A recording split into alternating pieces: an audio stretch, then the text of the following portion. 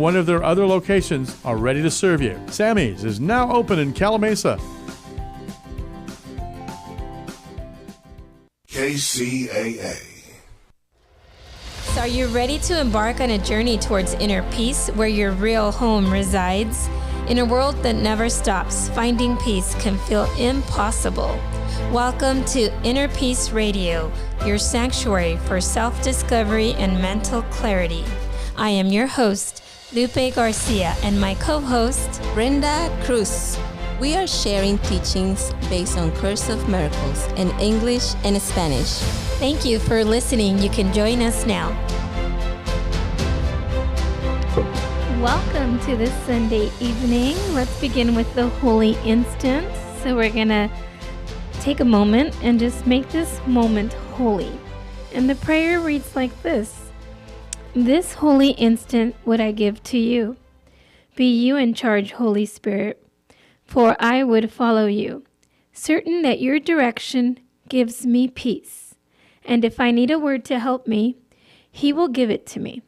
If I need a thought, that will he also give. And if I need but stillness and a tranquil open mind, these are the gifts I will receive of him. He is in charge by my request, and he will hear and answer me, because he speaks for God my Father and his Holy Son. I love opening with the Holy Instant because it's important that we recognize that anytime one or two people unite, become present in the name of the Father, that his holiness does spread through the minds that are listening. My lesson for today is pretty interesting. I'm going to read it to you because I want us to discuss that. But prior to going to the lesson, I'm going to read to you what is creation.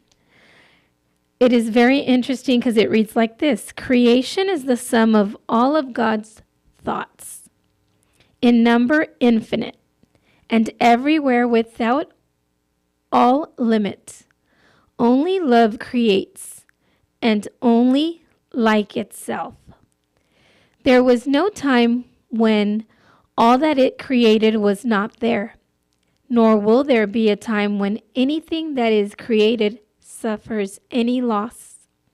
Forever and forever are God's thoughts, exactly as they were and as they are, unchanged through time and after time is done.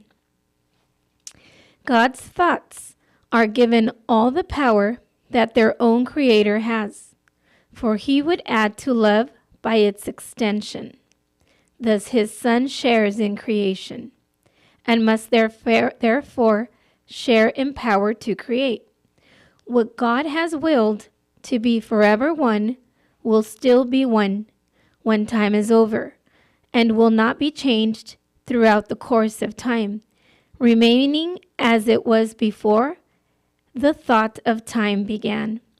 Creation is the opposite of all illusions, for creation is the truth.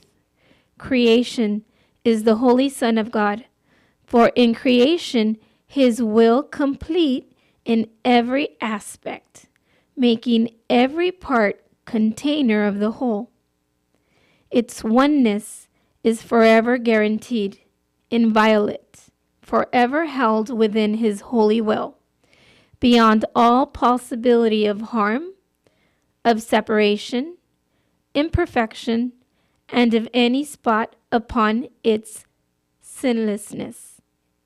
We are creation, we the sons of God. We seem to be discreet and aware of our eternal unity with him, yet back of all our doubts, past all our fears, there still is certainty. For love remains with all its thoughts, its sureness being theirs. God's memory is in our holy minds, which know their oneness and their unity with their Creator. Let our function be only to let this memory return, only to let God's will be done on earth, only to be restored to sanity and to be but as God created us. Our Father calls to us. We hear his voice, and we forgive creation in the name of its creator. Holiness itself, whole holiness, his own creation shares, whose holiness is still a part of us. I love how this explains creation. If you have any questions in regards to what I just read, please, you are welcome to call in to the station. You can call at 909-383-1000.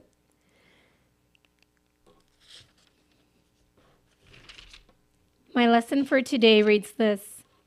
It's really important that we recognize that if we can begin to think as our Creator thinks, life gets better.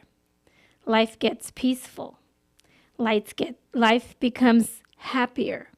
And we actually begin to experience happiness, but not the happiness of this world. Happiness that comes from inside of us, that's not in the things that we're looking for that bring pleasure to us, but the things that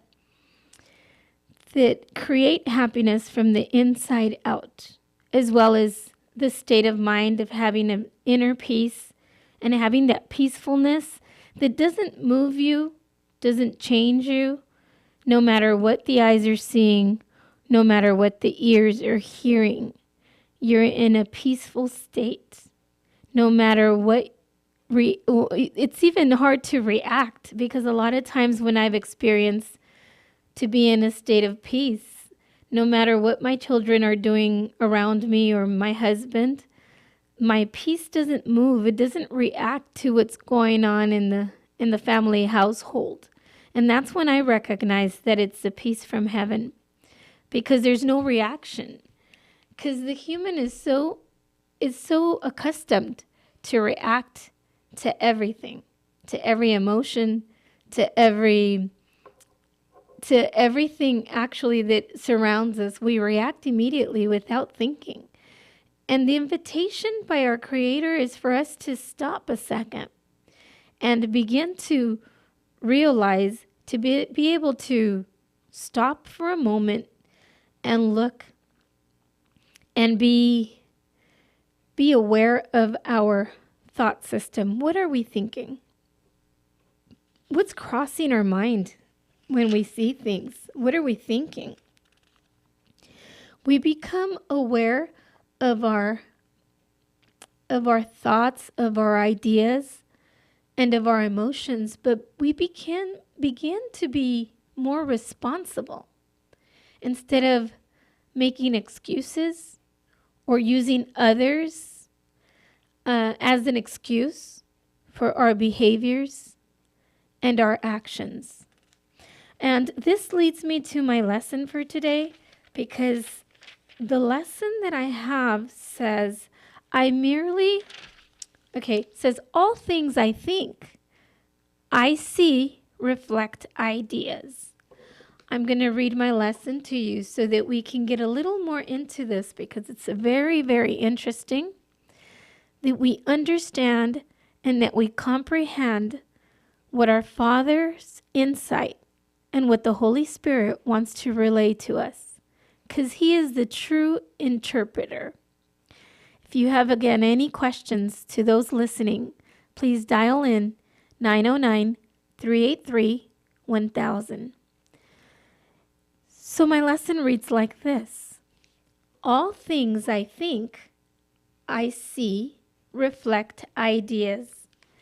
Just in the title itself, it says, all things I think, I see.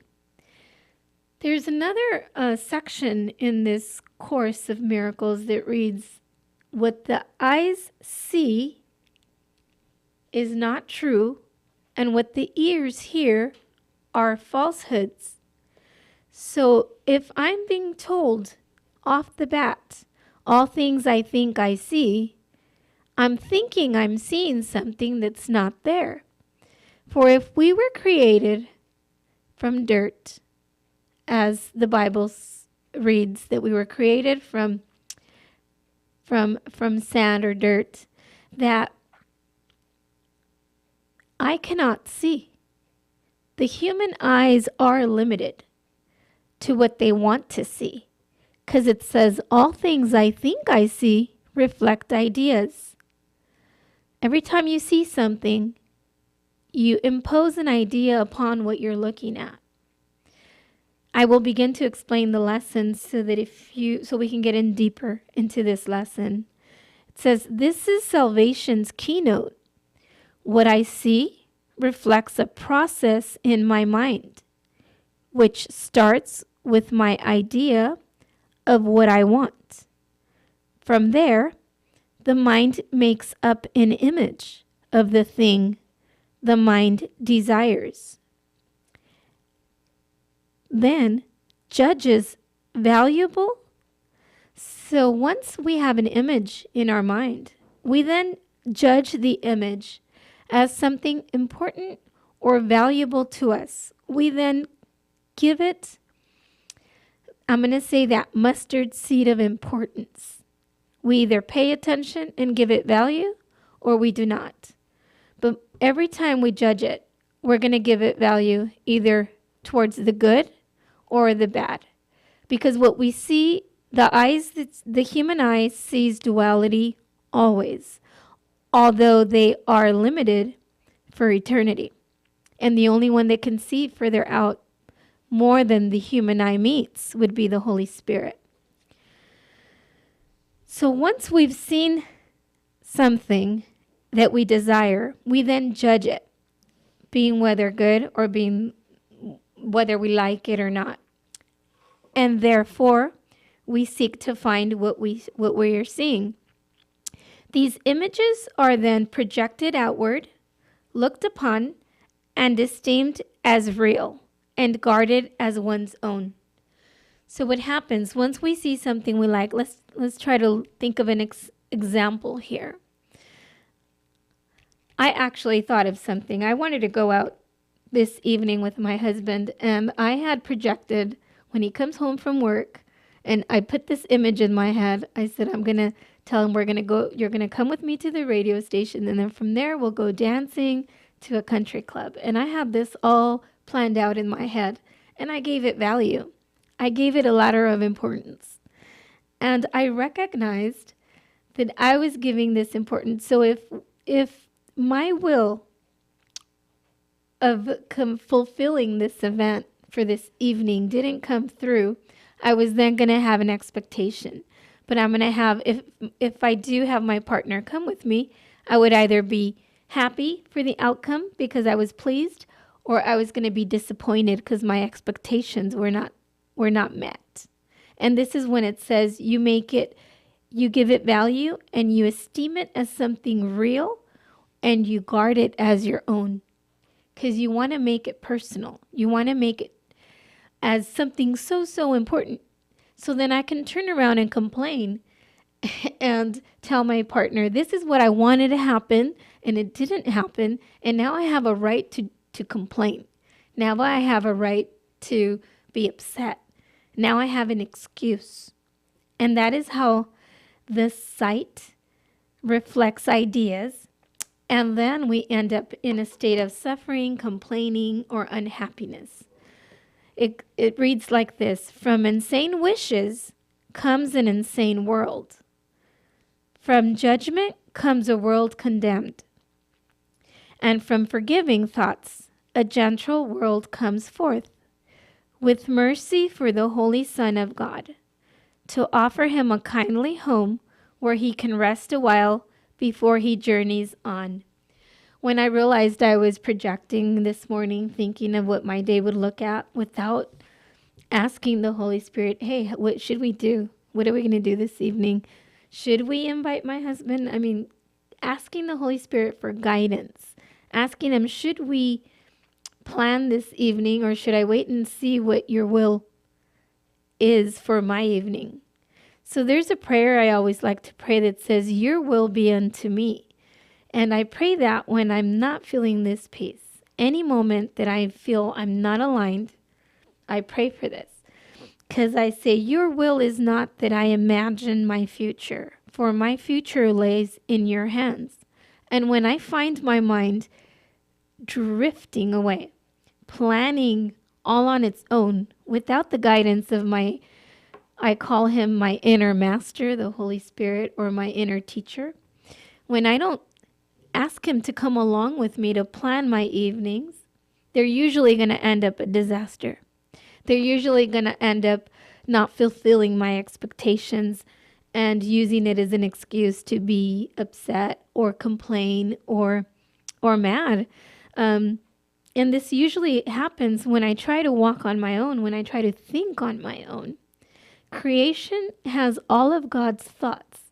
And the purpose of this walk, of this inner peace, is to have our mind kind of like on a checkpoint, asking this Holy Spirit that's always with us, asking the Holy Spirit to unite our minds, mine and ask the Spirit's mind to walk together in this journey, right? So that he can show me if this is the way to go or not the way to go. But when I catch my mind drifting away, imagining things without his guidance or without asking, should we do this? Should we plan this? Is this where I should be this evening? Or is this what I should be saying? Or is this what I should be doing? When I forget to do that is when I lose sight of my inner peace. And when I'm holding his hand and knowing that we talked about it, that we planned it together, there is complete certainty and my thoughts are at peace, because I know there goes before me one that knows my future, one that knows what's best for me, because I don't even know what's best for me. I don't know if you've ever asked yourself, what do I really want out of life, out of my kids, out of my husband? And a lot of times we have no clue. We have no clue what we want, not even out of where we're at, where we stand.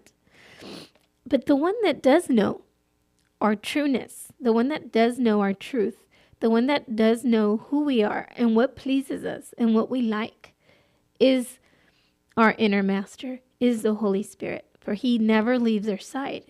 So he knows where my strengths lies, and he knows where yours is, where yours lie, and where you can be best utilized or best used for the blessings of others. And this is where this walk becomes joyful and becomes interesting, really, because you're no longer leading yourself in this journey. You're no longer in control. There was a passage I read earlier this week that says, you don't know where you're going because you didn't create yourself. And therefore, you didn't create yourself. You are not the creator. So let go and let yourself be guided. And that is probably the hardest thing to do in this that I've realized, but it is also the most easiest once you start practicing it. Because letting go is letting God. And letting go means you're letting go of the wheel so that he who knows how to drive will take the wheel before you. But guess what? There's no mistakes. There's no pain and there's no suffering. Because he knows where to guide you and where to take you so that you'll be in peace. This radio show is called Inner Peace for a reason. Once you allow yourself to be guided, peace settles into your heart, into your soul, into your mind. When you don't allow yourself to be guided and you think you can guide yourself, thinking you created yourself and you think you know what's best for you, that's when suffering begins. That's when fear kicks in. And that's where uncertainty takes you through this journey. And that's why we never know what we want. We never know what to do. We never know where to go, how to act. And we end up, when we think we know what we're doing, we end up hurting others or hurting ourselves. I'm going to continue with my lesson because this is only halfway through. It says, from judgment comes a world condemned, and from forgiving thoughts a gentle world comes forth. Just earlier, when I was imagining my evening without the hand of my master, my inner spirit, the Holy Spirit, I immediately went into the forgiving thoughts prayer. Just saying, hey, guess what? I just went off all on my own in my little head, imagining all my evening. I messed up. Let's give this to you, and you handle it for me. This is what I would like. You let me know if this is what you want for me, if we should plan it this way or not. And I just put it in his hands. And the evening turned out to be better than I thought. And that's what usually happens. Surprising things occur. And those surprising things, we call them miracles. And from forgiving thoughts, a gentle world comes forth with mercy for the Holy Son of God to offer him a kindly home where he can rest a while. That is the resting point. When you know that you no longer have to be forging your life, guiding your life, thinking you know where you're going. When you let go, you get to rest. But you're resting on someone that really can see far more than the eyes can meet. They can see far, the Holy Spirit can see far more than we can see. And when you begin this journey of mental correction, of letting him guide your thought system, then you realize that he has a journey of peace and joy for you awaiting, and that nowhere that he takes you is going to be an experience of fear or of doubt, I'm going to say, or of uncertainty. He fills your heart with certainty. All he requires is a bit of trust. Just a little bit of trust. And that's all he asks from us. He offers us rest before he journeys on and helps his brothers walk ahead with him and find the way to heaven and to God. We're merely beginning what I call heaven on earth. Having a mindset where you're always in peace is bringing heaven on earth. Because as you can tell, if we turn on the news or we just listen to our friends and family when we have family gatherings, now that we're having all these parties coming up for Christmas and Thanksgiving, a lot of times we hear things we don't want to hear, or we hear things that are drama, or we hear things, somebody sick, somebody passed, just sad stories that we don't want to hear, that we don't want to be a part of. But that's part of this reality, that's part of this life experience.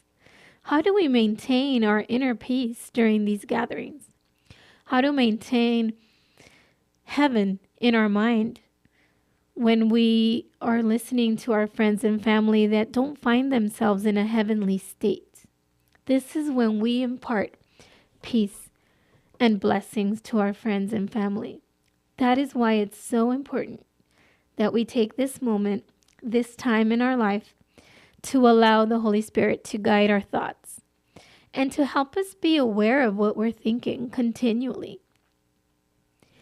The prayer for this lesson ends like this: Our Father, your ideas reflect the truth, and mine apart from yours, but make up dreams. So every time I let go of my inner master and want to run off and think on my own, I'm making up dreams of illusions, things that are not going to bring me peace and happiness. So the prayer says, let me behold what only yours reflect, for yours and yours alone establish truth. When we are thinking in the truth and only in the truth, therein lies peace and certainty. Anytime we're outside of that truth is when doubt kicks in and fear accompanies it.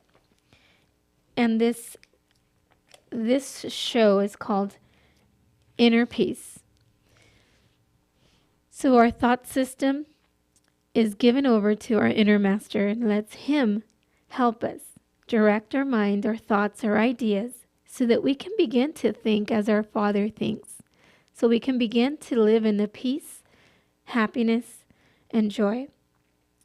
There's also an experience that I lived earlier today, and it was a healing moment for me because I recognized that there were, for some reason, my partner usually doesn't like to come with me to certain places. I'll say, hey, why don't we go here? Why don't we go there? And he'll be like, no, you go ahead. I'll hang out, or you go ahead and go. But I was like, how come I never find myself being accompanied, being wherever I go, wherever I do? And I told the Holy Spirit, bring me the idea or the choice I've made many years back that I chose for this to be living this effect in my life. So for instance, usually when there's something that's bothering you, I go to my inner master and I ask the Spirit. I say, Holy Spirit, at one moment in my life, I decided to not be accompanied. I decided that wherever I wanted to go, that person or that person I'm inviting would not join me. And I told him, show me when this idea kicked in. And it was funny because not too long, I prayed that prayer. I'm going to say like 7 a.m. in the morning, right after I woke up, after doing my lessons and my prayer. And around, I was 7, so about 3 hours later, around 10 o'clock, I ended up going to church with my son, and I was in church. He's my little boy is doing his first communion, and I took him to class, and I decided I'm going to stay for mass. So I stayed, and the thought came. The Holy Spirit brought the memory that I needed to forgive, and He took me back when I was like, I'm going to say 10 years old, and I was with my younger brother. Actually, my younger brother. We're 7 years apart. And he would beg me. He would always beg me, hey, play with me. And I'd be like, nah, I don't want to play with you. How boring. He was only like, so I was like in junior high and he was in elementary. I never wanted to play with my younger brother. Never. I remember the only thing we did together was we'd get wet with the hose and lay out in the sun, because that's the only thing I thought was fun in the summer to do. So that's all I did with him. But for some reason, back then, I felt guilty for not playing with him every time he asked. And I decided to punish myself. So the ego, which is our left mind, not our right-mindedness.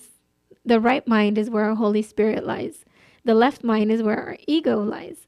And the left mind, the ego, well, that little girl back when decided that she had to pay back that guilt that she felt for not doing or not going with her little brother to play every time she was invited, because she found it not fun.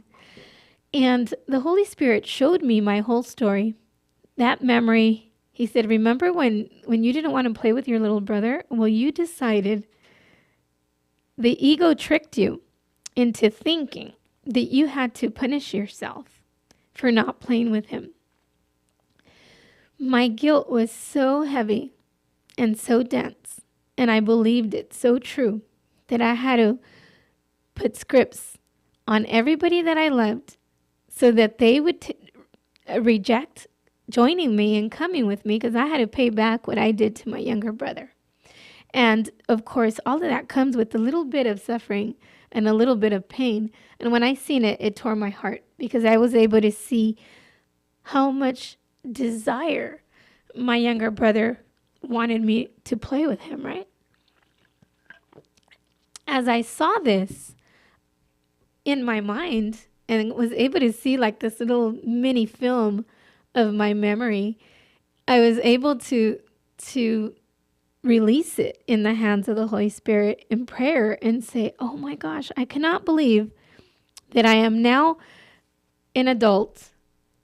And because the choice I've made, in the Course it says, every time you make a choice, it stands forever, rippling its effects until you decide to change that effect. We cannot remember the things we've done in our past. We cannot remember this.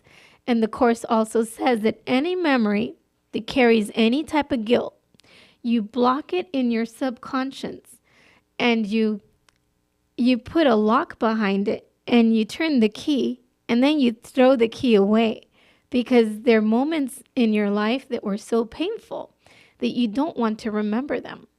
So the ego makes sure that you don't only lock those memories, but that you throw the key away, so that you can never understand why you're living effects today of choices that you made when you were younger or in your childhood. And those effects you continue to live all throughout your adulthood, not understanding why things aren't working out, why you're not happy, why people aren't coming when you invite them to, why people don't join you, why you're not having a good time, and why they're always rejecting your invitations. Well, now that I was able to see it with my inner master, and I was able to see the choice I made when I was only like, I don't know, I'm going to say 12 years old. My brother was maybe 7. We were 7 years apart, so I was maybe 14. Let's say he was around 7.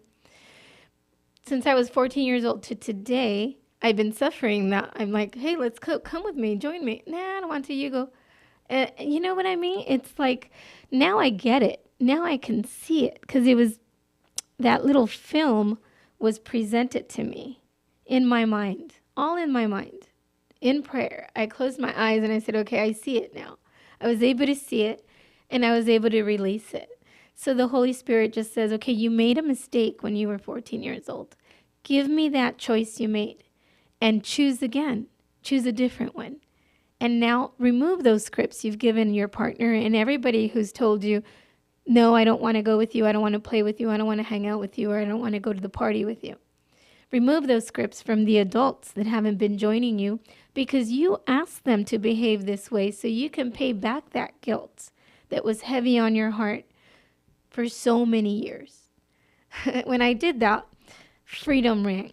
It's like you enter into a place of freedom and relief, and you know that now these effects are done with. You're not going to continue living these effects anymore. And that is like what happens in psychotherapy sessions. You're able to see the episodes of the choices you've made where you're paying back guilt, but you do it so in your subconscious that you're living the effects that you don't like. And that's why a lot of times we're not happy, but we have no idea why we're not happy. So I took a moment, I took a deep breath. I thanked the Holy Spirit for showing me the memory I needed to forgive. And I said, okay, thank you for showing it to me. Now let's release it in your hands. So the prayer went like this. I put in your hands, Holy Spirit, my wrong choice of not spending time with my younger brother. My wrong choice for telling them no every time he wanted me to play with him. My wrong choice to have caused him suffering, and also my wrong choice of thinking that I can hurt someone. My wrong choice of thinking that I can place pain on others. And I just went through my entire mind and every thought that would come, cleansing it and putting it in freedom in the hands of the Holy Spirit. As I did that and I was finished, I then went to my partner and I released the script I gave him, and I told it, the prayer goes like this.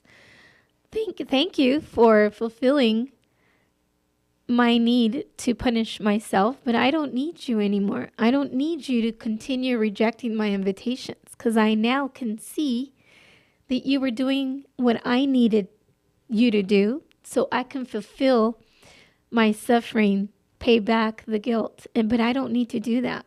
That was a mechanism, the human mechanism by the hand of the ego, who wants us to always be suffering.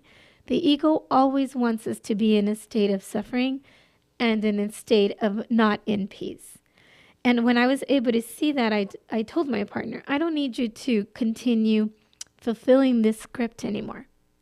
Thank you, but no thanks. You can join me if I invite you. I give you now a new script to be a witness of my peace. I no longer need you to be a witness of my suffering. And now I know that the effects I'm going to live are going to be different. because that's when the miracles kick in. Once the correction in your mind has been established and you choose again. And that's exactly what I did through prayer at around 10:30 today. And I know that these effects are going to be different now because I won't be using my partner as a partner in crime to punish the guilt. And then I also pray to Jesus and I say, hey, I did it because I was being guided by the ego, and it was in my subconscious. My behavior I wasn't doing it knowingly. But now that I could choose again knowingly, because the Holy Spirit was able to show me the truth behind this, I released this guilt into the hands of Jesus, and I was given this release and this freedom that just filled my heart with peace and love. And there's no reason to have to call my younger brother and say, hey, you know what, I messed up. I screwed up. I should have played with you when you were little. There's no need to doing any of that, because in his experience, it might not have affected him at all. This is all in your mind, in my mind. This was all in my mind. So that's why this Course of Miracles is a correction of our mind to take us to that place of peace, correcting one thought at a time, one idea at a time, and removing all the effects in our life today that we do not like. I'm going to pray to you now, or read to you a little bit of how the freedom prayer goes for when you want to pray this. You just bring someone in front of you that you'd like to speak to. You can close your eyes, and then you would pray like this. So I'm going to put my brother as an example, and I'm going to say, brother, I give you to the Holy Spirit as part of myself. I know that you will be released unless I want to use you to imprison myself. In the name of my freedom, I choose your release because I recognize that we will be released together. This could not be made more perfect for our freedom to peace, because there's a responsibility that comes with all of this recognition and new understanding. When the Holy Spirit gives us the memory that he wants us to release in his hands, and he wants us to choose again so that we can create a new future with his hands and his guidance, we have to take responsibility of what we see. I am responsible for what I see. I choose the feelings I experience, and I decide upon the goal I want to achieve.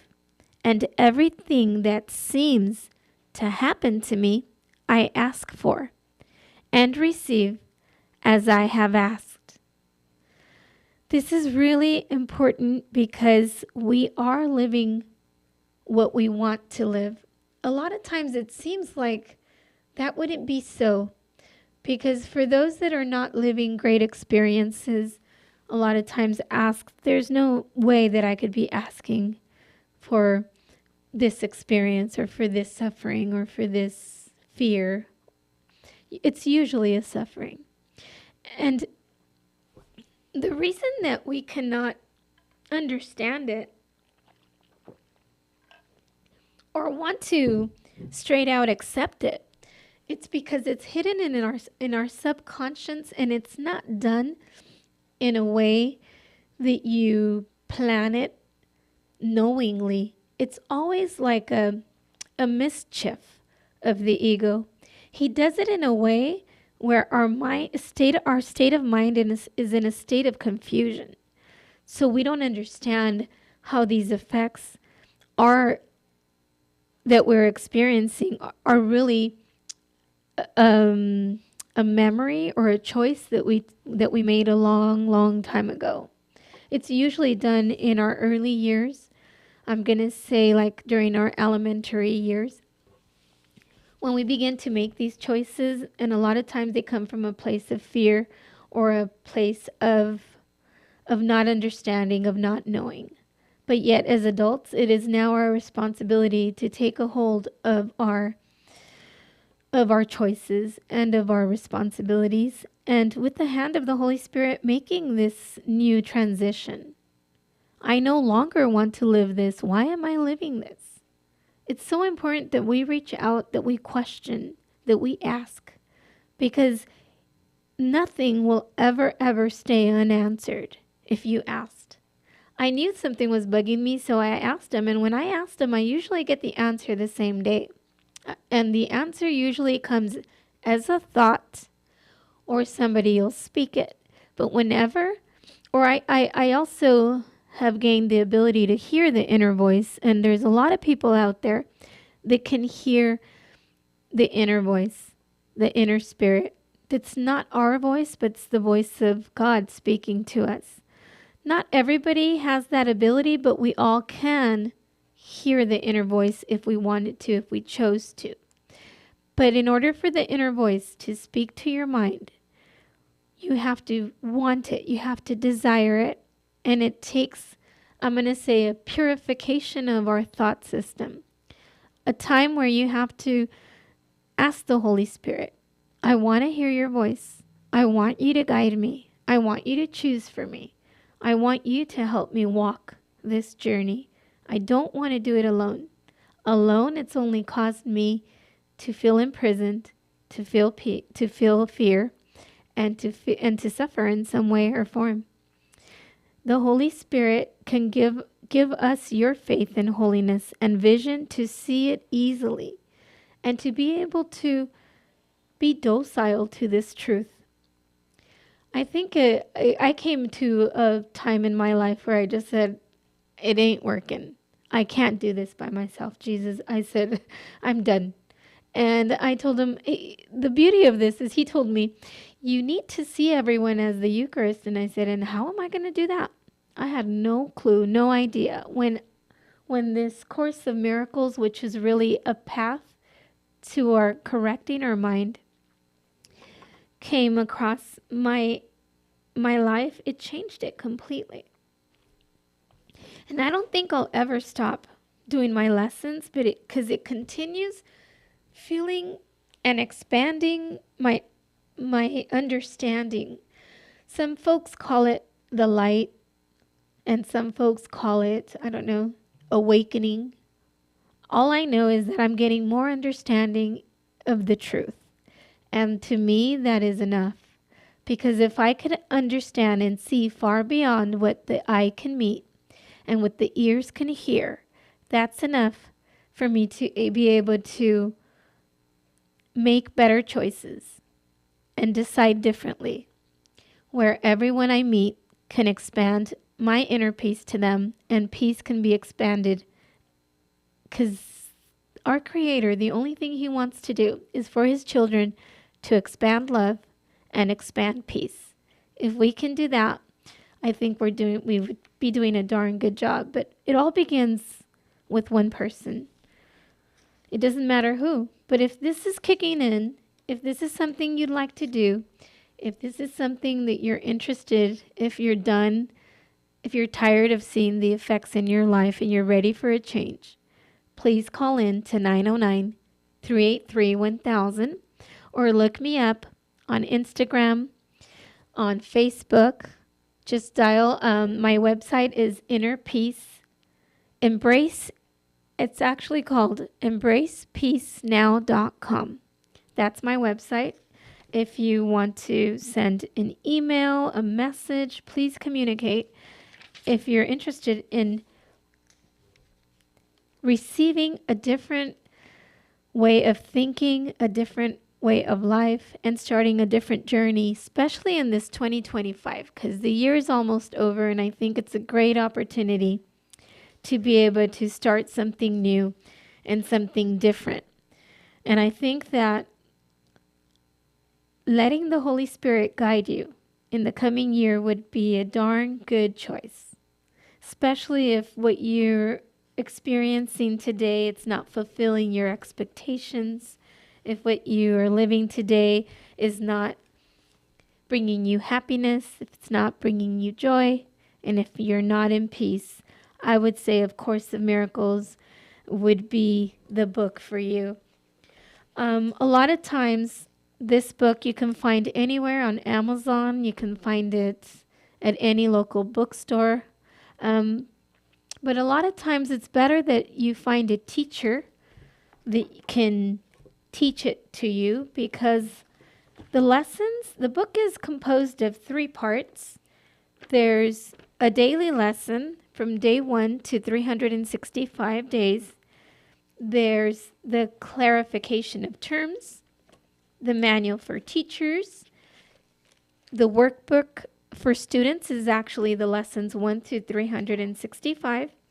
And then we have chapter 1 all the way to chapter 31, which is very, very interesting too, because it's written in Shakespearean form. And I'm going to say that that's the reason a lot of times I couldn't understand what I was reading until I found my mentor, my teacher. And I've been with him for a little over 3 years now. And I'll probably continue to be with him in the coming years. But I suggest that you find a teacher to help you in this guidance, in this journey of walking the walk of A Course of Miracles hand in hand with the Holy Spirit. So you can start your 2025 in a different mentality of one that provides peace, happiness, and joy. It says here, I'm going to read a few things that bring me happiness. It says, let me remember love is happiness and nothing else brings joy. And so I choose to entertain no substitutes for love. Love is my heritage, and with it joy. These are the gifts my Father gave to me. I would accept all that is mine in truth. Our Father has given us so many gifts. He's given us the gift of joy, of love, and of peace. And through those 3 gifts, He's given it all to us. Although the ego has managed to substitute these 3, because we see love in a form that's totally different to that of the Father's. We have to understand that the love that we've learned in this world has nothing to do with the love of the Father. The love that comes from God has not, we probably have experienced, I'm going to say, 1% of what it's actually like in this human, I'm going to say in this human experience. It's very, very limited to us in the way we see it or feel it or hear it. So it has nothing to do with the type of love that the ego has presented to us in, I'm going to say, soap operas. I'm going to say in movies, in romance movies, or in Disney movies. Love has been substituted, and the love that we are going to that you are going to experience if you decide to do this coming year, or if you decide to choose it, it's going to be a love that does not change. That does not change with the way you feel or think. It just stays with you. Peace is the same way. They're states. They're not emotions. And that is a whole nother teaching, because the state of love, the state of peace, and the state of joy come from your insides. And while I was in church today, this beautiful thought came to me. You are the temple. You are the temple of God. But your soul is the temple of God. And your mind is the altar. And there bestows the Holy Spirit. So what we need to do with the help of the Holy Spirit is to purify that altar from all the ideas that we've imagined that are not true, from all the things that we've chosen to do in our life that don't belong to heaven. And with His help, He starts this cleansing process of our mind and letting go of the ideas and choices that we've done in our past that hold us in guilt, that hold us in fear, that hold us in confusion And as we release and the Holy Spirit replaces them with these thoughts of heaven, with the thoughts of our Creator, then we can begin to experience glimpses of true love, of true joy, and of true peace. And I think that for today, we'll end it here. I hope you enjoyed this day, this evening, and I hope that all of you go in peace.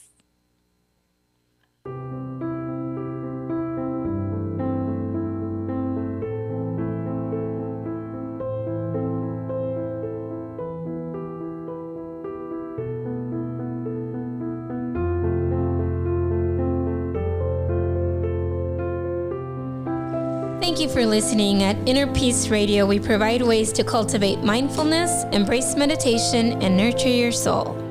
I'm Brenda, and for more information about psychotherapy service, please reach me at 909-678-0617. Mi nombre es Brenda, y si quieres más información para sesiones privadas de psicoterapia, por favor llama al 909-678-0617. And I am Lupe. You can reach me at my website, embracepeace.com, and you can book a session there. Thank you for listening.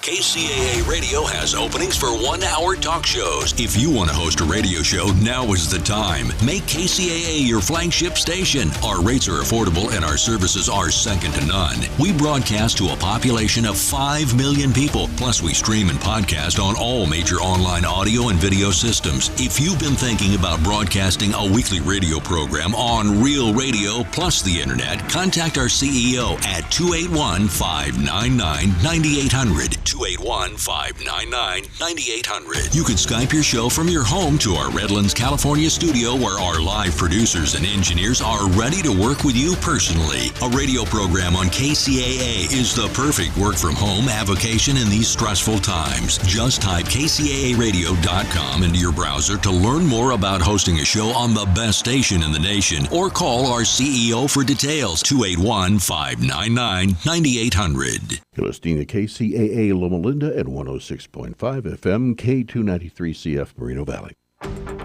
One of the best ways to build a healthier local economy is by shopping locally. Teamster Advantage is a shop local program started by Teamster Local 1932 that has brought together hundreds of locally owned businesses to provide discounts for residents who make shopping locally their priority. Everything from restaurants like Corky's to fun times at SB Raceway and much, much more.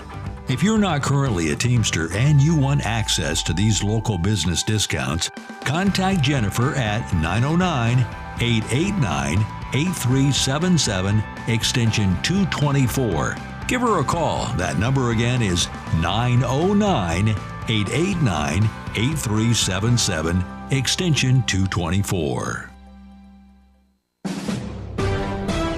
NBC News Radio, I'm Chris Coraggio. It's shaping up to be the busiest Thanksgiving for air travel on record. TSA expects to screen 18.3 million airline passengers between Tuesday and the Monday after Thanksgiving, a 6% increase over the same period last year. Overall, AAA predicts that a record 80 million people will travel at least 50 miles by car or air for the Thanksgiving holiday. Forecasters say travelers, particularly in the eastern U.S., should be prepared for possible delays due to strong winds across the region. A new poll shows most voters approve of the job President-elect Trump is doing as he prepares to take office. Sarah Lee Kessler reports. A CBS poll released Sunday found nearly 60% of voters saying they approve of Trump's handling of his presidential transition. 41% said they don't approve. Overall, nearly a third of Americans say they're happy Trump was elected. 41% of Republicans expressed optimism about his presidency, while just 11% of Democrats felt the same way. The UN says countries around the world have agreed to a new $300 billion plan to fight climate change after weeks of intense negotiations, often interrupted by walkouts, boycotts, and political division. A deal was reached yesterday at the COP29 Climate Change Conference in Azerbaijan. Wealthy countries, including the U.S. and European nations, have agreed to the annual funding pledge with the goal of reaching at least $1.3 trillion by the year 2035. The effort is aimed at helping developing countries cope with the effects of the climate crisis. A popular grocery store condiments food company is recalling a type of tortilla strips possibly contaminated with wheat. Sugar Foods issued the recall for the Santa Fe-style package of tortilla strips branded as gluten-free and sold by the brand Fresh Gourmet. The recall was released by the U.S. Food and Drug Administration on Friday. Packages of the tortilla strips with an expiration date as late as June 20th, 2025 may have undeclared wheat, which is not listed on the ingredient label. I'm Chris Coraggio, NBC News Radio. NBC News on KCAA Loma Linda, sponsored by Teamsters Local 1932, protecting the future of working families. Teamsters1932.org. You're listening to an encore presentation of this program, KCAA, the Inland Talk Express. The views and opinions expressed by individuals on the following program do not necessarily reflect those of the network, Guys Guy Radio, and its platforms. It's Guys Guy Radio. Here's your host, Robert Manny. Welcome to Guys Guys Radio. This is your host, Robert Manny, welcoming you to the show where men and women can be at their best and everyone wins. Guys Guys Radio. We're here to inform you, inspire you, empower you, and get you to think, feel, and who knows, maybe even act by virtue of the journeys, stories, experiences, and insights of the guests I bring you each and every week to the show. And once again, this week is no exception. Today, we're going to talk about music. Who doesn't love music? I'll bet if you asked any single person you've ever known in your life, do you like music? The answer would be yes. Everybody does. And it's such an integral part of our life, particularly here in the West. And it's just so fascinating that you can have a group of people who are exactly the same in so many different ways and have completely different musical tastes, and you can have a group of people who just love the same music but are very different also. Or you could have the same. It's just such an individual preference. And the music has really changed over the past 50 years. You've had the advent of brands through logo design, like the Rolling Stones. You've had the social media and really community building through the Grateful Dead. You've had so many other changes in music, everything coming from the advent of 45 records. When we were kids, I'm a baby boomer, so I grew up listening to 45s. I mean, the real old LPs from the past, one song on a kind of a vinyl record. That was before my time, but I think for most of us, we remember 45s, then albums, then cassettes, then CDs, and streaming, and it's just, it keeps changing. The business keeps changing, how we consume keeps changing, and some of the bands just keep going from our childhood, like the Rolling Stones, or the popularity of bands like the Beatles and the Grateful Dead and Led Zeppelin, etc. So we're going to get into all of that with a real music insider, Ray Chelstowski, former publisher of Rolling Stone magazine. He writes a music column for 4 different platforms, including his own, Disciplines of Soul. We're going to get into every aspect of the music business that's happening in the past, and it's happening right now here on Guys Guys Radio. It's Guys Guy Radio. Okay, Guys Guys Radio, it is the interview portion of our show, and I'm delighted to welcome an old-time colleague of mine, Ray Chelstowski, contributing editor at Goldmine, writing vinyl finds, feature stories, and reviews. He's the former publisher of Rolling Stone magazine, as well as Entertainment Weekly, and he writes his own music blog called Disciplines of Sound. He's a media professional. He's led a broad range of brands in news, entertainment, B2B, special interests, nonprofits like Rolling Stone, Newsweek, Daily Beast, Entertainment Weekly, Girl Scouts. Ray is a renaissance man in the media and music business, market-facing leader. He has C-suite relationships at dozens of the world's biggest and most prestigious consumer brands, and he speaks regularly on panels at industry events and regularly participates in media and marketing and loyalty entertainment webinar.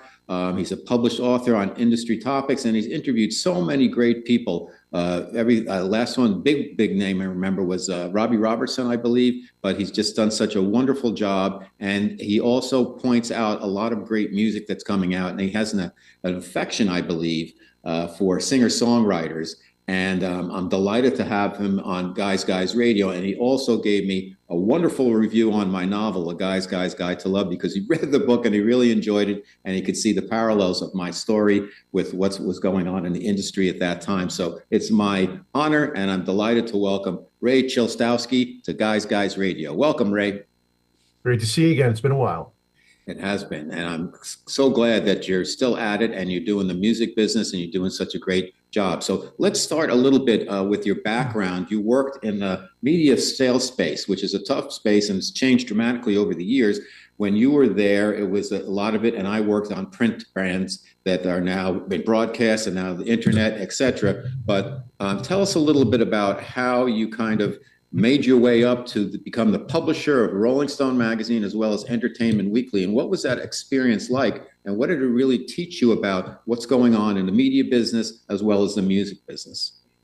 Well, I often laugh about the fact that, being the publisher of Rolling Stone, based upon my avocation and the things that I love in pop culture, particularly rock and roll, it was a dream job. But I got to the role at that very moment when print media was at a very, very difficult point in time where brands really needed to reimagine who they were. And in a lot of ways, I think that it was very advantageous for me to get to these brands in leadership roles at the time that I did. Because while I'll tell people that I'm not an entrepreneur, I'm very entrepreneurial. And I like building things, I like fixing things. And I like the fact that at that moment in time, there was a lot more flexibility in terms of what we could do with brands and how we could extend where you'd find them and how that people could discover content. People were much more open to ideas than they probably would have been when you and I first met when I was working at Vanity Fair. Mm-hmm. And so, at Rolling Stone, we were able to take a look at this and be able to talk to the owner about the idea that the print edition can't be the centerpiece of the brand forever. Right? It will change. The brand will be the content. Whatever way you want to consume that content will be really your relationship with that brand. And we can do a lot of things to help people get involved with it. And one of the programs I was just recently talking to someone about was we built an apparel line with Macy's that used pieces of cover images on trucker hats, on hoodies, on T-shirts, etc. And for us, it was a way to attract a younger audience, right? It was in a young male's department of the store.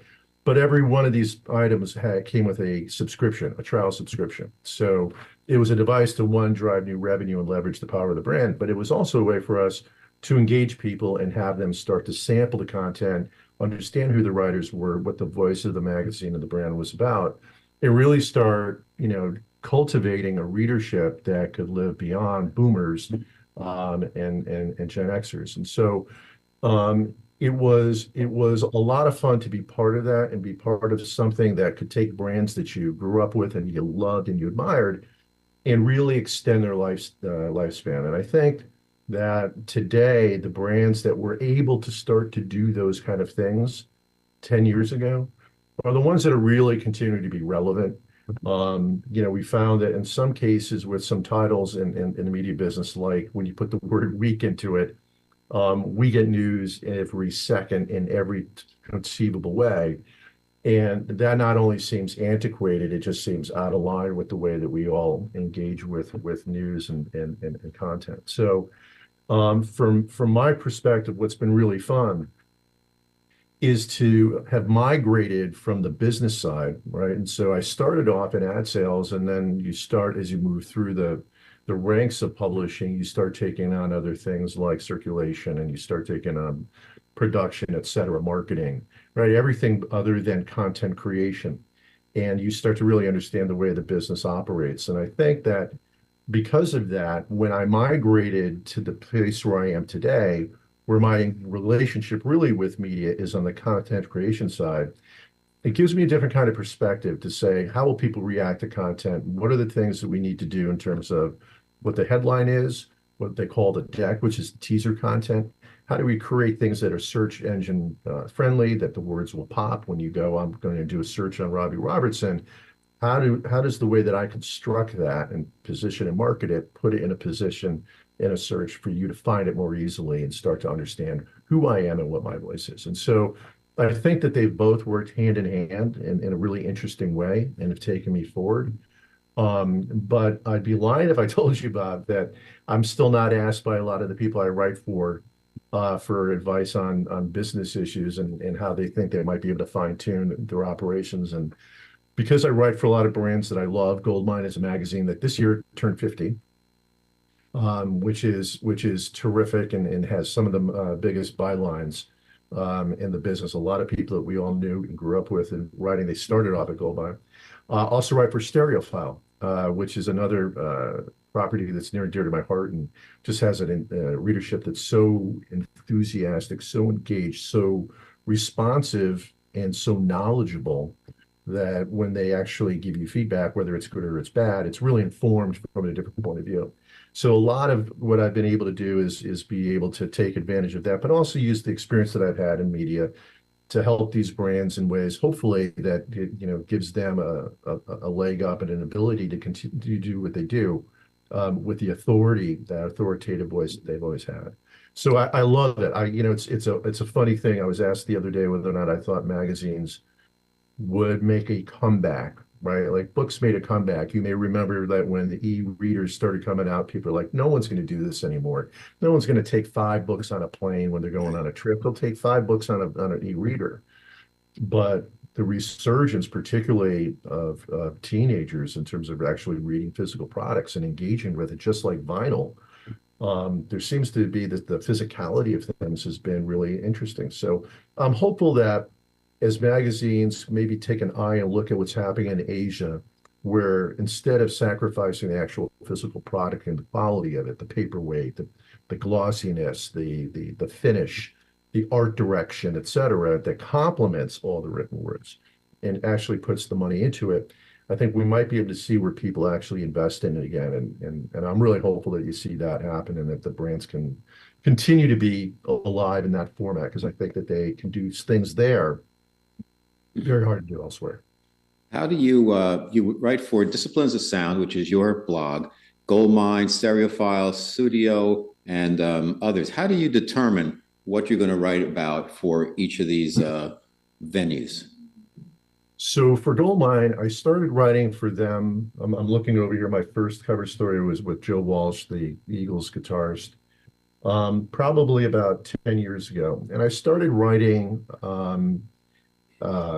focused on guitar players, right? It was guitar players that were more also writers, right? They were guitar virtuosos. So Joe is a great example of that guy who's recognized by people like Pete Townsend as the best ever, right? But also recognized as a great songwriter.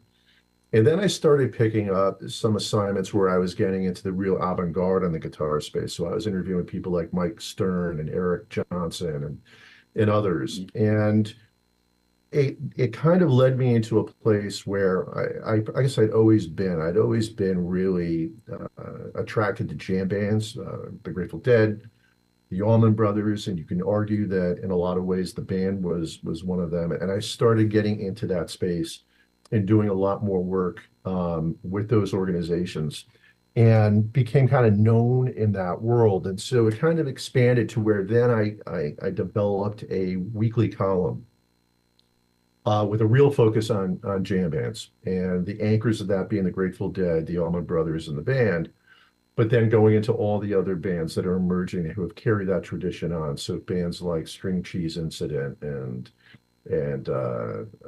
Drive-By Truckers, et cetera, where we started talking about what's happening there. And the interesting thing about the genre, whether you like it or you don't like it, is the fact that the Grateful Dead created a business model that they probably had no idea was going to be the future of music, forget rock and roll. This idea of merchandising and marketing and creating communities, right? Fan bases that are more communities, where we're taking people who are fans and turning them into advocates. And you see that ability to do that probably in its greatest manifestation with Taylor Swift, right? Where she's just got an operation that's able to do that almost with a flywheel effect and a whole number of ways to engage people all the time and create, whether she's on tour or not, a 365-degree tour.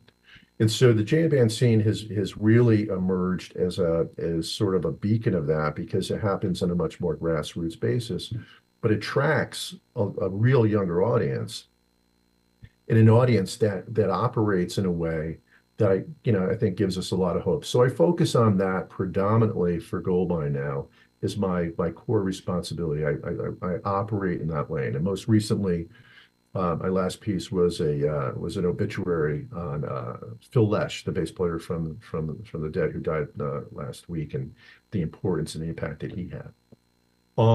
For Stereophile, I write rock album reviews, and what I'll do is I'll identify records that I think that audience would want to explore.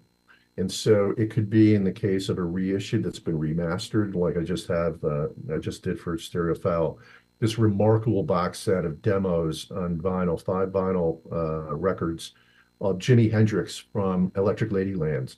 It was literally recorded a month before he passed away. It's an extraordinary piece of material.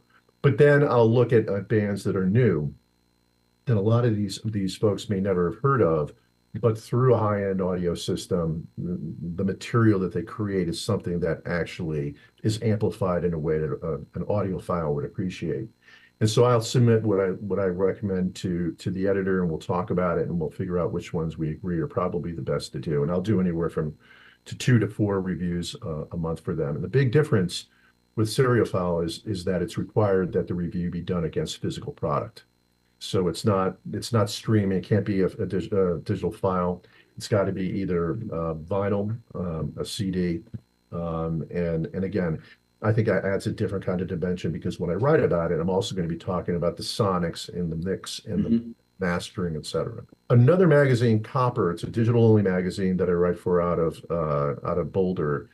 It's got 140,000 again self-described audiophiles who subscribe to it.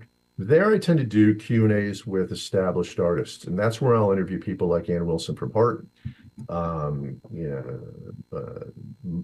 This week literally yesterday, I interviewed Thurston Moore from Sonic Youth. So established artists who are continuing to make music, continuing to tour. I find that they have a lot of stories that people haven't heard. They probably haven't been necessarily in the spotlight, but they have something new. And I think the big point of difference that I bring and a lot of people talk about is I do my homework in seeing what people have asked them and what they haven't asked them. And I try to find things that they haven't spoken about that, I'm not here I'm not playing gotcha media here. I really want to talk about some really fun stories that people who either know the artist hadn't heard, people haven't discovered this person, makes them want to dig in more. And I often hear from people that I interview that, wow, you ask a lot of really great questions. I'm not just getting the same old.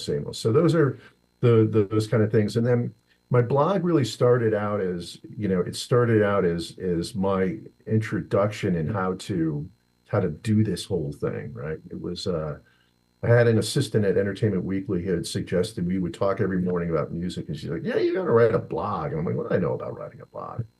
And when I left Newsweek, I decided to do that. And I created this blog that was named after Steve Van Zandt's band, Disciples of Sound. I called it Disciples of Soul. I called it Disciples of Sound. And it really helped me get my footing and understand what would work and what wouldn't. And I had the thing that really took off for me, Bob, was I had this one moment. And it's where I realized, well, I could actually probably do this. It was a Saturday morning, and I'd gotten a email from a woman who was a publicist for Robert Cray, the blues guitarist. And she'd always hook me up whenever he was in Market, and we'd go see, my wife and I'd go see him, and we'd go backstage afterwards, drink wine, talk, what have you. And she said, look, I was wondering if you could do me a favor. I know you've started this blog. Could you cover this music festival? It's a jam band festival in the Ozarks. I need some help getting some lift on this. And I said, sure. And it was a Saturday morning. I wrote the blog at 7 in the morning. It was the shortest entry that I'd written to that point in time. And I had some sports event, I think it was basketball, with my daughter to go do. We leave, we come back at 10, it's got 50,000 hits. We come back after lunch, it's got 500,000 hits. right? And when you start reading the comments, what was really actually kind of funny was that there was many comments of people saying, this guy doesn't know what he's talking about, as there were that people were, that did. But it demonstrated that we're in a new era and that you can find a way to connect with people. And when you start looking at the analytics and you say, wow, I'm doing really well in this particular country, and they seem to have found me, and they're starting now to pitch me on covering bands from these markets. It's a really fun thing. So I don't think that I could stretch myself any thinner on or any further on this, and still deliver the kind of work that these guys expect from me. But I think it's an interesting blend, and I cover a lot of different bases. And there are times where I can go to them and go, I know this is a little bit outside my lane, but would you guys be open to the editors? Would you be open to me doing something? Because I feel pretty strongly about it. Okay, a lot of ground to cover. Ray Chilstowski, the rock writer extraordinaire and media expert. We're talking about the music business today. So let's talk about some of the changes that have gone on recently. And like in our lifetime, we started out with 45s and then vinyl and then cassettes and then CDs and then back to vinyl. And now, of course, streaming has taken over. What do you see in terms of what's next? What the impact of streaming going forward and what's next? I know obviously vinyl's had a revitalization. Sure. It's it's not good for the artist. I mean, that's the thing that there's a couple concerns for me about streaming. I mean, there's certainly, from a user standpoint, there's great utility, and the role that AI is going to continue to play when algorithms can take a look at how you consume music and start introducing you to music. When it becomes more sophisticated, I think that users are going to love that, right? And that's already happening. I don't think that the algorithms are particularly strong at the moment, but they're moving very quickly to where all of a sudden you're going to start discovering stuff that you wouldn't have thought possible, and that's good for music in general. But Peter Frampton told me that his song "Baby, I Love Your Way" is every year, like clockwork, one of the top streamed songs globally. Okay, for that he makes $15,000 a year. In the mid-90s, 10 years, maybe 12 years after the album by The Police, Synchronicity, had been released, and radio was already on a bit of a decline, Sting was making $5,000 a day on royalties for every breath you take.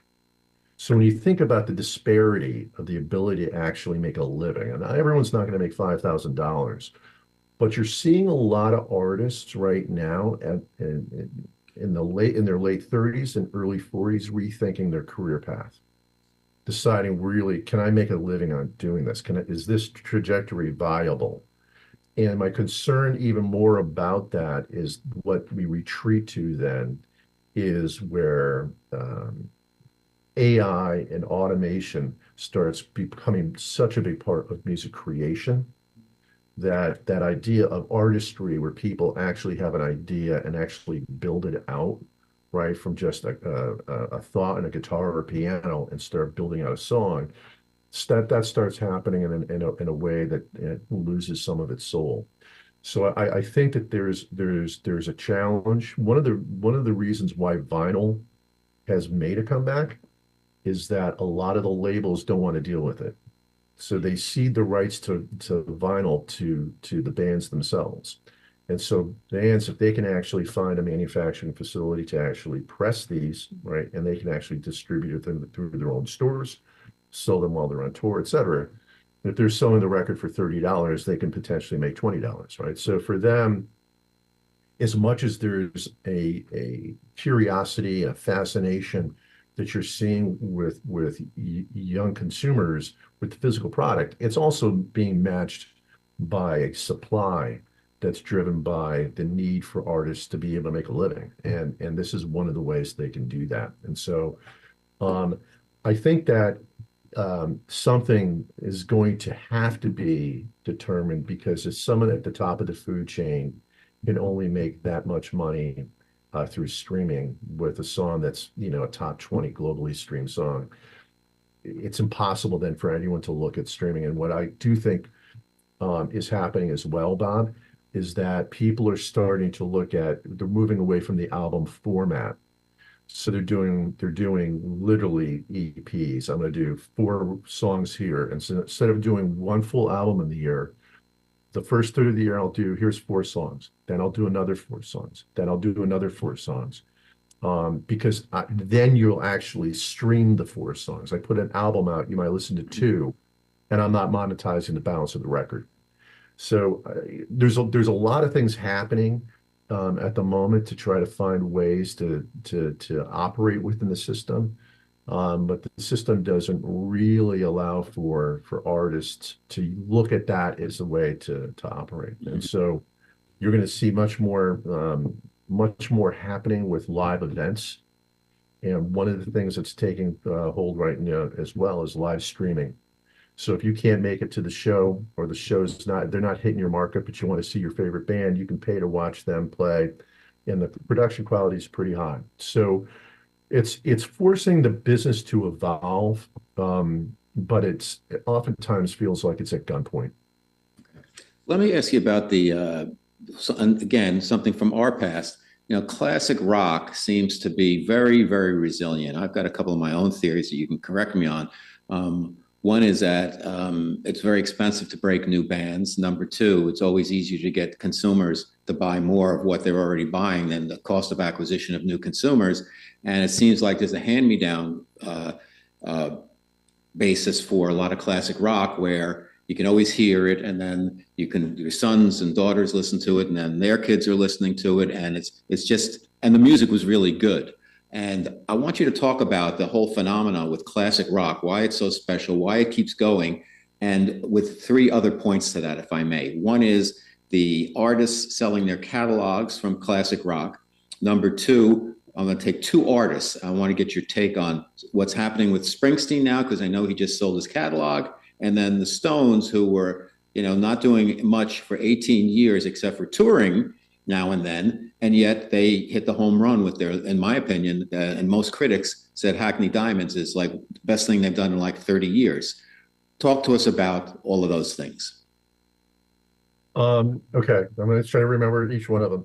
Let's start off with classic rock. And classic rock, I talk about this often with artists because I believe you grew up in the New York area, right? Yes, Jersey. So we grew up with maybe the best rock station in the world, WNEW, right? And we had DJs on this station who were as big as the stars that they broadcast. You got guys like Scott Muni, who knew the Beatles, the Professor, he knew everybody, right? And so for us, rock radio was different because radio was on everywhere you went, right? You're washing your car, you got the radio on. You're throwing a ball around, the radio's on. You're on the beach, the radio's on. You're at the beach, someone else's radio's on, right? Right. And so it really created a sense of community because we all could say, I remember hearing that for the first time. It was playing, and this is what I was doing. And the consumption of music has really changed from being something that we enjoy as a crowd to something we listen to one-on-one. Our experience is really singular in that way. So a lot of what I think people have seen represented from the way we grew up with rock through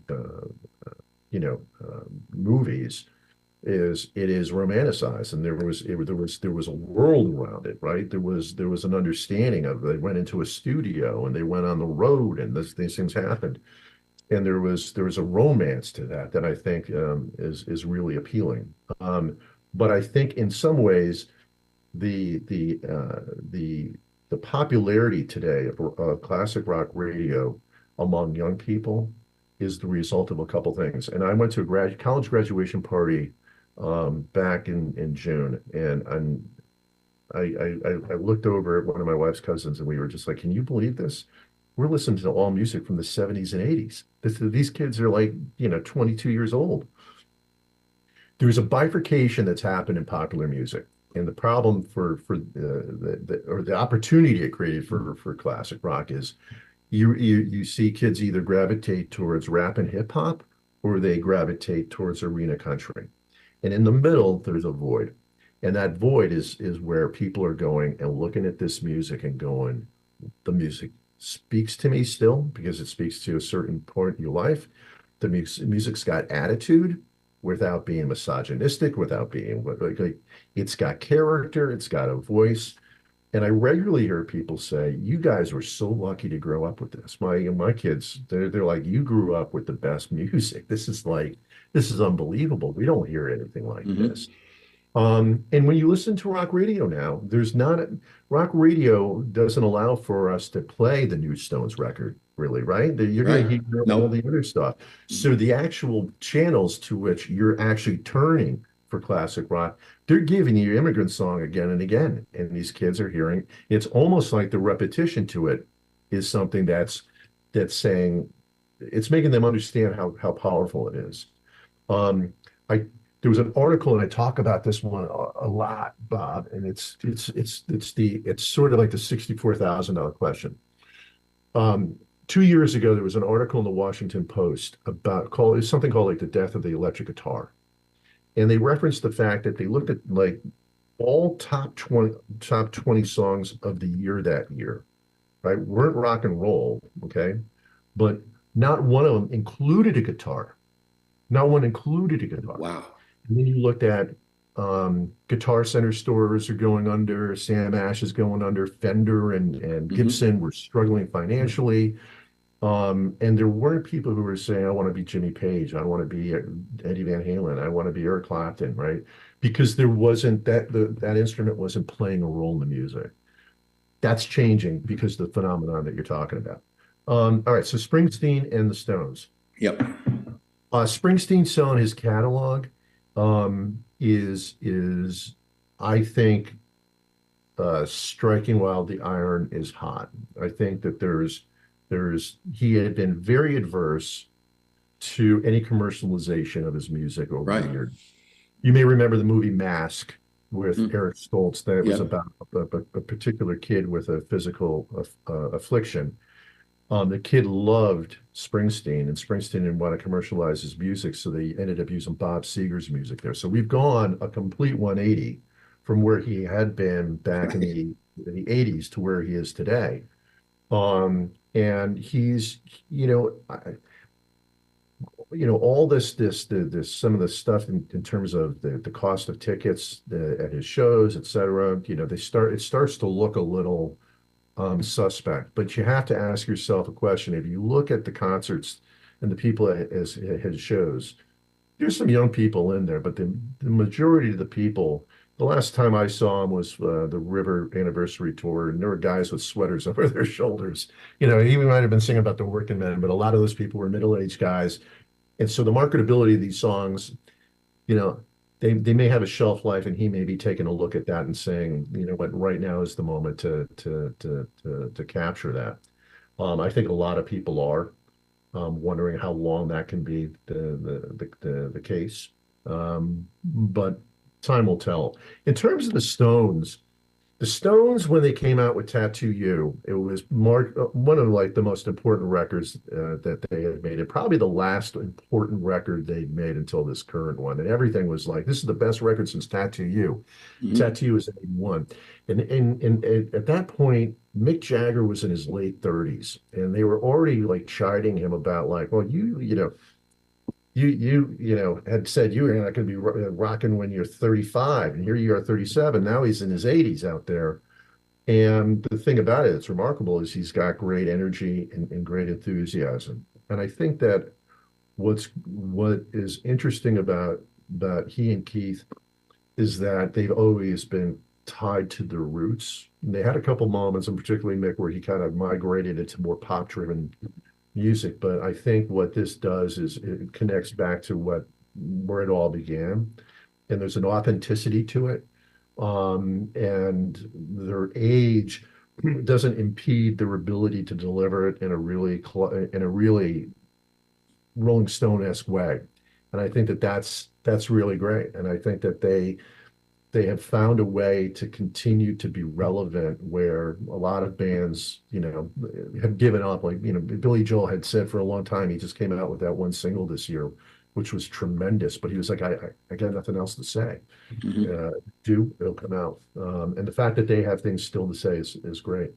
You know, it's interesting. I was listening when Hackney Diamonds came out. I was in the car with my wife, and she said, you know, this is a band. This sounds like a band, and it's so refreshing compared to all the other, mostly auto-tune stuff and the commercialized, you know, heavily produced stuff. This sounds like an actual band, like it almost sounds like they're playing live. And I think that's part of the appeal. Also, I think with the Stones in the merchandising, they've done an incredible commercial job with that, like it or not. It's everywhere. And then with the reissues, you know, the Dead have so many of their live shows. The Stones have gone back with a lot of their classic albums and reissued. A lot of other bands are doing that. And now I notice as soon as Springsteen, and we touched on this before we got on the air, as soon as Springsteen's deal was set, boom, there's two kind of documentaries about him, and then an album drops, a live album out of that. So I assume they're just going to start, you know, for the classic rock bands, they're just milking the cow now. Yeah. I mean, I also think that there's a sense that he has, even though he seems to be in remarkably good shape, that, that I've got just so much more, so much time ahead of me, and how am I going to use it, and how am I going to put stuff out there? Recently saying I'm going to go until I can't do it anymore. He said that, yeah. I was wondering about that, because I thought, as you had kind of alluded to, maybe this last tour was his last big tour, and that was it, because I know he's had some health challenges, and his wife has had some health challenges now. And is he going to keep doing this? Because he really, he puts in a long show, and he puts it all out there, and his voice is really taxed at the end of that. Yeah, I mean, the thing that he's done that's wise is that it's kind of like, if you take a look at the performances that Elvis did in the late 70s, he didn't have a band behind him; he had an orchestra, and that's what Bruce has now too. So there are people that fill in the gaps. Yeah, that he doesn't have to carry the weight all of them all by himself, and I think he's able to do that without someone going like, "Wait a minute, where's Bruce?" Which is a real gift. It's a real art. It's really an interesting moment because there's been a long-standing question about, what happens when you take a look at Pollstar data on concert tours? Who's going to fill these arenas? Like when these guys stop touring, when the Who doesn't tour, when Springsteen doesn't go, how are they going to sell these shows out? And the reality is that there is a whole world music scene, particularly from Latin America, that a lot of people, if you're not into that music, you wouldn't know it. But there's a band from the Bronx, Aventura, that is they play this form of Dominican Republic music. It's called Bricata. They've sold out the Garden like 4 nights in a row, right? So there are people who are stepping forward, and what I think is going to be interesting is when those rooms become more open to other acts, because the Who isn't touring, because Springsteen isn't. This whole thing that's happening in music right now already with genre fusion, where the different forms of music are mixing to create a new form, and largely with world sounds, is going to be kind of interesting to see. It's going to be interesting to see what happens. Running out of time, but I only got a couple of questions. Country seems to has filled a big gap. First, you had the old school country with Johnny Cash and Waylon Jennings and those guys, the Highwaymen, and then it got very commercial, and to the point where this doesn't sound like country music. And now it seems like there's a lot of really good singer-songwriters who are really raw in the country space. And now you've got a lot of urban bands. You've got Beyonce doing a country album. You've got what's the guy, Nas or whatever, who won the Grammy a couple of years ago. He does country, and everybody seems to be doing country now. What is the appeal? The dollar, or what is it, Ray? Well, the funny thing is that Chris Stapleton, who kind of is one of the people, he and another guy, Sturgill Simpson, we're kind of driving the country scene to this more Merle Haggard-esque moment, right, where it was in sound a little bit more like that, in theme a little bit more like it. The thing that's interesting about Chris Stapleton that a lot of people don't know is a lot of that arena rock country that were big hits. He was a big writer of those songs. Really? Like he would play with his wife separately in Nashville and do the kind of stuff we're hearing now. But he was really gifted at being able to write hits for people like Faith Hill and others to sing. I think that there's I think some of it goes hand in hand with the thing that we talked about with rock and roll. Like there was a fascination that the Rolling Stones had, certainly around Exile on Main Street, with country music, and you can hear it on songs like Sweet Virginia, right? That they brought a lot of that kind of those kind of elements to their music and themes to their music. And I think that that's sort of an offshoot of it too, because when I take a look at the people who really like that sound that's emerging, they also like rock and roll. And I can even see it in my own son, who's a big Tedeschi Trucks fan, which has real Allman Brothers obviously roots to it. When you start looking at people like Sturgill and others, you're saying it's got that kind of Americana feel. And the question that I know a lot of people have is that there was a sound in the 90s that was starting to develop in Americana that kind of went away. And I think that this is sort of a hybrid of a lot of different things, and goes to what I was saying before. I think you're going to see a lot of new sounds emerge, and that's a good thing. Last question for you. 3 bands that people should be aware of, doesn't matter what genre, that are going to break big and they have great music that people need to check out. Okay. So I thought you might ask me that. So the first one is this band called Wildorado, and they're from Oklahoma. They're a Tulsa band. This is their new album called Talker. I think from my perspective, it's going to be my album of the year.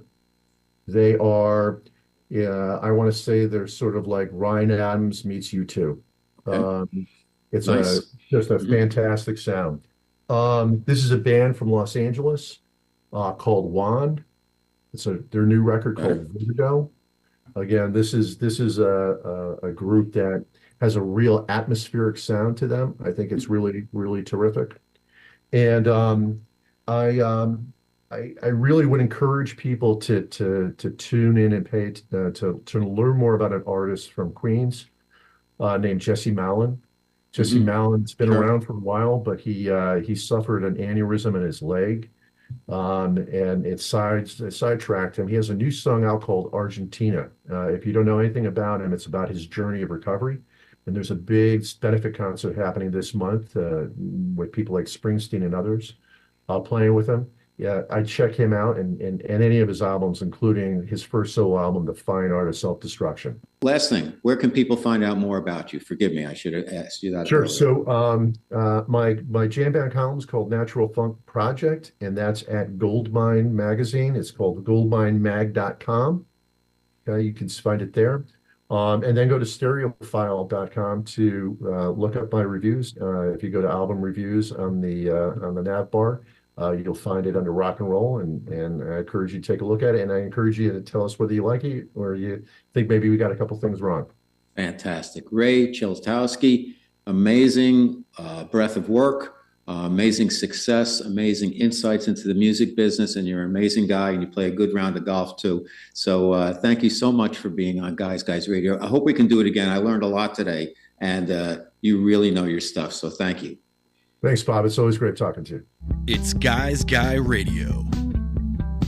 All right. What a fantastic conversation with Ray Chelstowski, former publisher of Rolling Stone magazine, Entertainment Weekly, and a lot of other big media properties that we're all familiar with. And he writes the wonderful Disciplines of Soul column, and is published in three other platforms, and he's just doing a tremendous job out there. And I think we really learned a lot today about the music business, and that, the power of music has transcended just being songs, if you will, or just being sounds. You've got the whole marketing muscle that's behind brands like the Rolling Stones, where you have the creation of their Lips and Tongue logo, all the merchandising they do, how the business has changed in music, where you have to make the money now on touring as well as merchandise and reissues, because just launching new records all the time. You don't make that much money, particularly when we're dealing with streaming. And then, as Ray mentioned, we've got a band like the Grateful Dead, who were kind of on the forefront, if you will, of social media, in that they created a community. And the community traveled city to city following the band for years and years, and the way they've marketed their product also is releasing all of these live concerts. So music is not just about the songs. It's about business also, and it's about community, and it's about culture. It's just a very important part of our lifestyle, and I think it's fascinating. We touched on the power of classic rock, but it seems to go generation to generation to generation, where for whatever reason, those songs from the 60s and 70s from some of those core bands like the Beatles and the Stones and Led Zeppelin and the Who and so many other, Pink Floyd, I guess, with Dark Side of the Moon, just keep going and going and going. And they've never been really transcended. They're still popular now. Now, if you've got the second wave out there, you've got bands who are trying to keep up with them, like Springsteen and who else out there? U2 and some others that are really big acts that continue to go. But it seems like the power of classic rock is never ending. And then, of course, on the flip side of it, we've got hip-hop music that continues to grow. I mean, who would have thunk, if you will, that hip-hop music would have had the legs that it has and continues to be part of the fabric of our culture. And there's some terrific, not everybody likes hip-hop. I think Keith Richards said, so many words, so little being said. But on the flip side of that, there's a lot of really poignant, meaningful hip-hop songs that have become part of our culture. And it's like anything else. When the good stuff is good, it's really good, and then there's a lot of mediocre stuff out there in all genres of music. So you just got to look for the good stuff, because like jazz or classical or rock or folk or country or hip-hop and rap and heavy metal, of course, that there's going to be a lot of good stuff, and there's going to be a lot of stuff that goes by the wayside, and only time will tell what sticks. And it's all based on consumer preference, and that keeps changing and changing and changing. But once again, it goes back to the power of classic rock, which seems to be multi-generational, and I don't see it stopping anytime soon. So that's what we learned today on Guys Guys Radio. Okay, Guys Radio, we're here for you each and every week, beginning on Wednesday evenings at 8 p.m. Pacific Time, on KCAA Radio in Southern California, 106.5 FM, 1050 AM. The show rebroadcasts Saturdays at 8 p.m. and Sunday at 7 p.m. So 3 nights a week in prime time on terrestrial radio KCAA in Southern California. You can listen live, you can stream, you can download, because they have an app, they're online. You can go to their website, wherever you want to consume the show.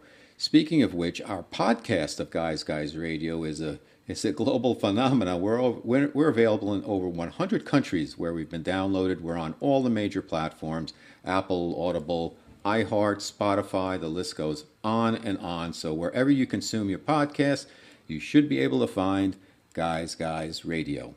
If you like to watch the show, you want to watch the interviews with my special guests each and every week, go to Guys Radio on YouTube and Rumble, and you can simply watch the video portion of the show. We're also on UK Health Radio, where I'm a featured presenter 4 times weekly on the world's largest health talk station around the globe. It's called UK Health Radio. I'm on Friday, Saturday, Sunday, Monday, and on demand. So all you have to do is, it's digital, so just go on your computer or on your phone, go to the website, and you'll find UK Health Radio and Guys Radio. I also write a column for UK Health Radio's Digital Health Triangle magazine, which is a monthly publication that's digital. I write a column, it's called Aging is a Choice. It's my take on what I consider a flawed narrative that our culture has given us about aging, where they say, well, you're at this age, you're supposed to do this and be that and feel this way, and it goes on throughout your life. And I don't think it necessarily has to be that way. I think people have a lot more opportunities, a lot more power, a lot more freedom that they give themselves credit for, and aging is a big part of that, and how we handle and manage aging. And I believe that aging is a choice, and that is the name of the column I write monthly for them. I've done over 20 in the series so far. There's a lot more to come. Now, a lot of those articles also show up on my website, robertmanni.com. I've got over 300 blog posts about life, love, the pursuit of happiness, all the big topics we cover here on Guys Guys Radio every week. And while you're there on my website, you can download 3 free chapters of my novel, The Guys Guys Guide to Love, which is really the source material for everything Guys Guy. It's about 2 guys in advertising competing for love, sex, power, and money. It's been called the men's successor to Sex and the City by iconic author Dan Wakefield, and it's a sexy romp through the fast-moving, high-stake world of Madison Avenue advertising. It's fast, it's fun, it's frothy, it's sexy. I think you'll enjoy it. Again, 3 free chapters, and then you can pick up the physical copy if you're digging it, or the digital copy. So what do we do here on Guys Guys Radio? We're here for you every week to help you live your best life. I've interviewed 750 plus guests from all areas of life. These are thought leaders from all around the globe, whether it be celebrities, sports, New York Times best-selling authors, metaphysical teachers, alternative health, diet, fitness, all kinds of stuff to help you live your best life. You learn, I learn, we learn together. I qualify the guests. They have to be able to be entertaining and bring some new information for us to consider. And I ask the questions that I think you'd want me to ask these guests. So thanks for your support for Guys Guys Radio. If you enjoy the guests and content I bring you each and every week, please subscribe to our platforms and channels. Thank you for listening to Guys Guys Radio. We'll be back next week with a brand new episode. And until then, like I always say, Guys Guys, finish first.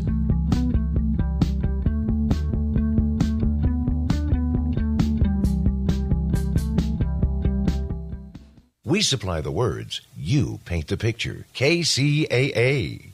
You've eaten lots of great food and not so great food at restaurants. Cowboy Burgers in Fontana and now in Arlington and Riverside will fast become one of your favorites with their delicious, mouth-watering burgers and breakfast burritos. Cowboy Burgers and Barbecue also serves fantastic smoked barbecue baby back ribs, tri-tip, chicken, pulled pork sandwiches, as well as lunch and dinner plates. Everything is made from scratch, including their delicious side dishes like coleslaw, potato salad, barbecue beans, and much, much more. Check out their rich, decadent chocolate brownies. Hi, I'm food critic Alan Borgen, and you can dine in, take food out, or have them